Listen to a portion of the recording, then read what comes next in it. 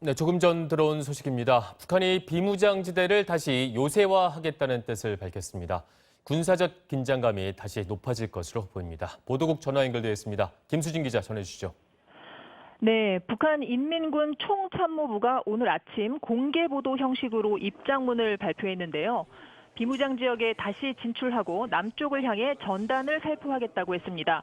총참모부는 입장문을 통해 최근 북남 관계가 악화일로로 줄다름치고 있는 사태를 예리하게 주시한다며 당과 정부가 취하는 그 어떤 대외적 조치도 군사적으로 튼튼히 담보할 수 있도록 만단의 태세를 갖추고 있다며 이같이 밝혔습니다. 그러면서 북남 합의에 따라 비무장화된 지대들의 군대가 다시 진출해 전선을 요새화하고 대남 군사적 경계를 더욱 강화하기 위한 조치를 취할 수 있게 행동 방안에 대한 의견을 접수했다고 밝혔습니다.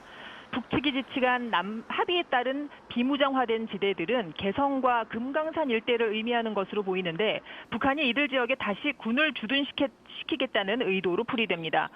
북측은 또 남쪽을 향해 전단 살포에 나서겠다고도 밝혔습니다. 총참모부는 지상 전선과 서남해상의 많은 구역을 개방하고 철저한 안전 조치를 강구하여서 대규모 삐라 살포, 즉 전단 살포 투쟁에 대한 의견도 접수했다며 이같이 밝혔습니다.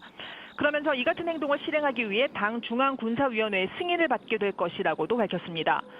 북한군은 당과 정부의 그 어떤 결정 지시도 신속하고 철저히 관철할 것이라면서 군사적으로 만단의 태세를 갖추고 있다고 과시했습니다. 자세한 소식이 들어오면 다시 전해드리겠습니다. 지금까지 보도국에서 전해드렸습니다. 코로나19 사태로 꽉 닫혔던 유럽 내 국경이 다시 열리기 시작했습니다. 대부분의 국가가 이동 제한을 해제하고 관광객을 받기 시작했는데 우려의 목소리도 나오고 있습니다. 강민구 기자입니다. 불가리아 국경통제소 앞에 차량들이 길게 늘어섰습니다. 유명 관광지 블랙시 리조트로 향하는 루마니아 관광객들입니다. 국내 총생산 12%를 관광업에 의존하는 불가리아는 코로나19 확산세가 잦아들자 29개 국가를 대상으로 국경을 dași 열었습니다. Ne bucurăm de libera trecerii care s-a dat acum de curând. Da, așteptăm să fie bine. Sperăm să fie bine în continuare. 독일과 프랑스, 체코, 오스트리아 등 대부분의 유럽연합 회원국들도 현지 시간 15일 이동 제한을 해제했습니다. 코로나19가 급속도로 확산한 지난 3월 이후 석 달 만에 빗장이 풀린 겁니다. 관광지 곳곳에선 소독약을 뿌리고 방역 상황을 점검하며 손님 맞을 준비에 본격적으로 나섰습니다. Früher sein können, aber okay. Jedes Land hat seine Ansichten und das müssen wir akzeptieren. 유럽연합 회원국들의 국경 재개방은 관광업으로 경제를 되살리겠다는 목적이지만 우려의 목소리도 여전합니다. 코로나19 확산세가 주춤하던 이탈리아는 최근 로마 외곽의 병원에서 100여 명의 신규 확진자와 5명의 사망자가 나와 방역 당국이 상황을 예의주시하고 있습니다. 이런 가운데 유럽연합 집행위원회는 역외 국가에 대해서도 오는 7월 1일부터 국경을 일제히 개방할 것을 회원국들에게 요구하고 있습니다. MBC 뉴스 강민구입니다. 부산의 한 초등학교 앞 스쿨존에서 승용차가 인도로 돌진해 6살 여자아이가 숨졌습니다. 경찰은 이른바 민식이법 적용 여부를 검토하고 있습니다. 이두원 기자입니다. 어제 오후 해운대구 재송동의 한 초등학교 앞도로 주차장을 빠져나온 SUV와 직진하려던 승용차가 그대로 충돌합니다. 승용차는 학교 담장을 들이받고 그대로 학교 안 화단으로 떨어집니다. 사고가 난 곳은 초등학교 정문에서 불과 10여 미터 떨어진 곳. SUV에 들이받친 차량이 중심을 잃으면서 학교 앞 보행로를 덮친 겁니다. 이 사고로 학교 앞을 지나가던 6살 여자아이가 크게 다쳐 의식이 없는 상태로 병원으로 옮겨졌으나 오늘 새벽 치료 도중 숨졌습니다.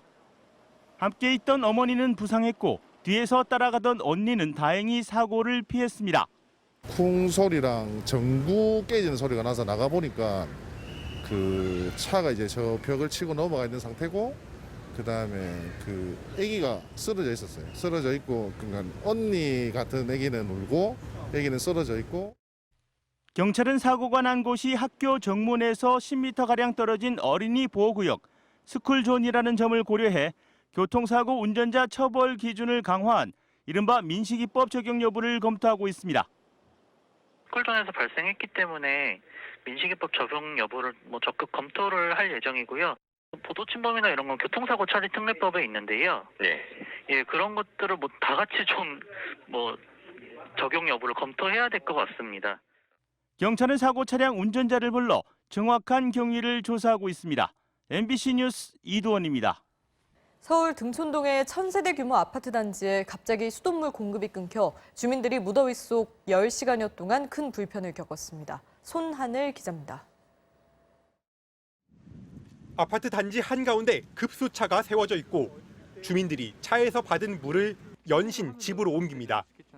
어제 오후 3시쯤 서울 강서구 등촌동의 1000세대 규모 아파트에 수돗물 공급이 갑자기 끊겼습니다. 주민들은 더위 속 10시간가량 물을 제대로 쓰지 못해 큰 불편을 겪었습니다.